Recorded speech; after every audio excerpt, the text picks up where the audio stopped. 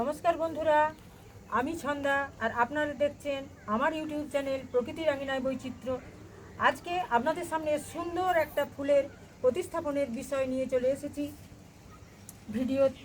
ভিডিওর জন্যে। তাই এই ফুলটি হলো জেরেনিয়াম।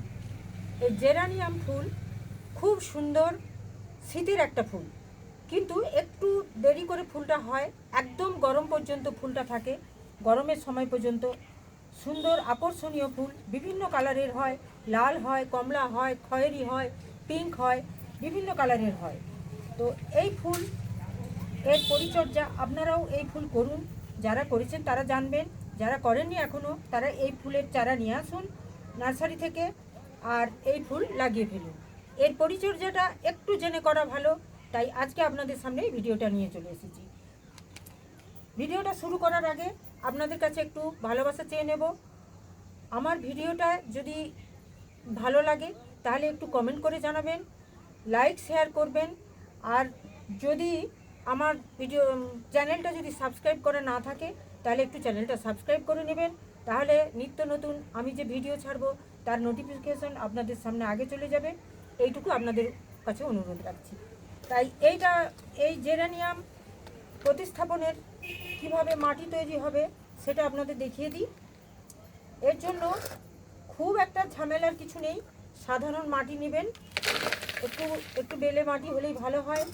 আর এর সাথে যেহেতু গাছটা একটু দীর্ঘদিন থাকে, একটু ফ্যাঙ্গাসও লাগে এটায়, তাই একটু আমি বালি নেব, জল যাতে এটা না দাঁড়ায় সেই জন্যে একটু বালি আর একটু মিশিয়ে নেব। যদিও মাটিটা আমার একটু বেলে ধরনের, তাহলেও আমি একটু বালি নিলাম। আর এতে দেব আমি, এখানে আছে যে কোনো আপনারা কম্পোস্ট সার দিতে পারবেন।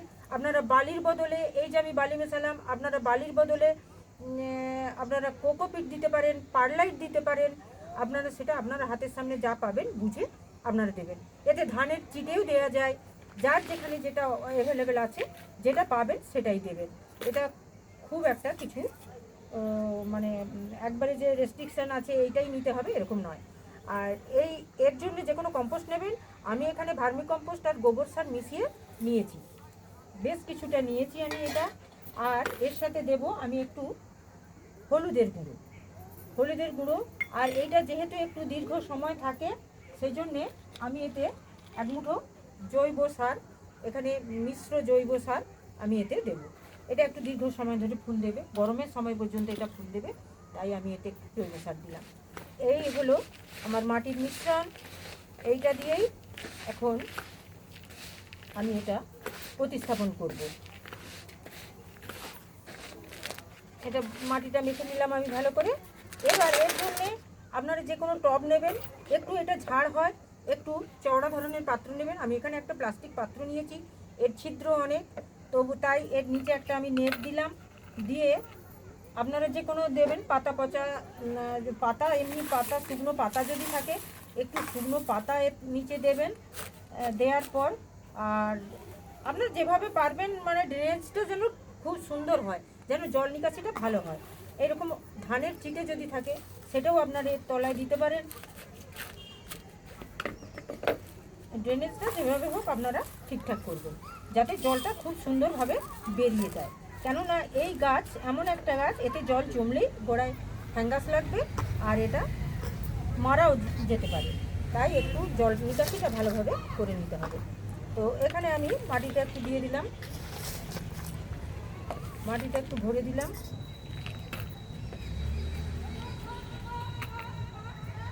আর এবার এটা আস্তে আস্তে এর থেকে বের করে নেব। এটা ছোট, এটা ধরলেই এটা বেরিয়ে আসবে।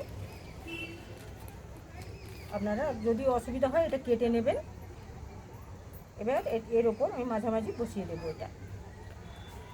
এবার এর গোড়াটা এভাবে যদি শুকনো পাতা টাতা থাকে, আপনারা গোড়াটা থেকে শুকনো পাতা একটু পরিষ্কার করে দেবেন। গোড়াটা মোটামুটি এর গাছের পরিষ্কার রাখতে হবে, কারণ এই ফ্যাঙ্গাসটা গোড়াতেই লাগে।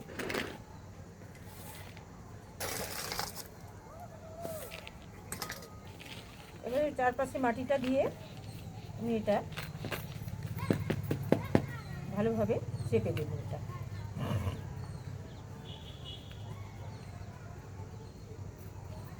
এটা মাটিটা এবার দিয়ে দিলাম। এবার এতে গোড়াটা একটু উঁচু রেখে, এর গোড়াটা একটু উঁচু রেখে এটা মাটিটা ভরবেন। গোড়াটা যেন একটু উঁচু থাকে, গোড়াটা শুধু যেন মাটিতে ভরে না যায়। এবার এটায় আমি জল দিয়ে দেবো।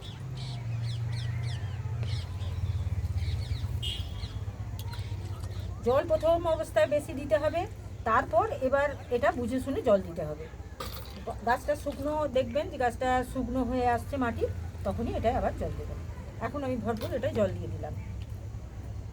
এই দেখুন ড্রেনেজ ব্যবস্থাটা এমন হবে, তলা দিয়ে জল বেরিয়ে যাবে। আর এভাবেই রাখতে হবে, দেখতে হবে যেন না জল জমে। আর এই হয়ে গেল প্রতিস্থাপন। এবার এর পরিচর্যাতে এতে খোল জল দেওয়া যাবে। 7 দিন পর থেকে খোল ভেজানো জল এতে অবশ্যই দেবেন, তাতে গাছ দ্রুত বৃদ্ধি হবে।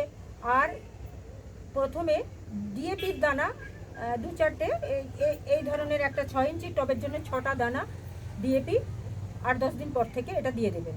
নাহলে খোলের জলের সাথে যদি 1 চামচ খোল আপনি 1 লিটার জলে ভেজান, তার সাথে 1 চামচ ডিএপি ভেজাবেন।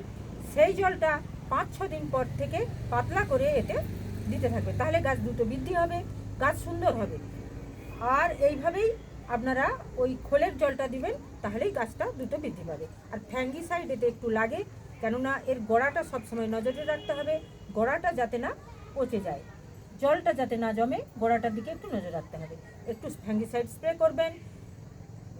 সবুজ গাছপালা, তাই যে কোনো কীটনাশক একটু রাখবেন, বাগানে যখন কীটনাশক দেবেন এতেও একটু দেবেন, তাহলে এমনিতে খুব একটা রোগ পোকা এতে লাগে না, সুন্দরভাবে বেড়ে উঠবে। শুধু ফ্যাঙ্গিসাইড একটু দেবেন মাঝে মাঝে, আর সামান্য কীটনাশক আপনারা অন্যান্য গাছে দেওয়ার সময় এতেও দিয়ে দেবেন। তাহলে এই রকম সাধারণ পরিচর্যা, এইভাবে আপনারা পরিচর্যা করে এই জেরেনিয়াম গাছ লাগান, সুন্দর ফুল স্টিক হবে, স্টিক হওয়ার পর এই ফুলগুলো হবে বিভিন্ন কালারে। যাই হোক, এইভাবে আপনারা প্রতিস্থাপন করুন। এই ছিল আমার আজকের ভিডিও। ভালো লাগলে আপনারা একটু আমার এটা চ্যানেলটা সাবস্ক্রাইব করবেন আর কমেন্টে জানাবেন যদি কোনো প্রশ্ন থাকে। নমস্কার।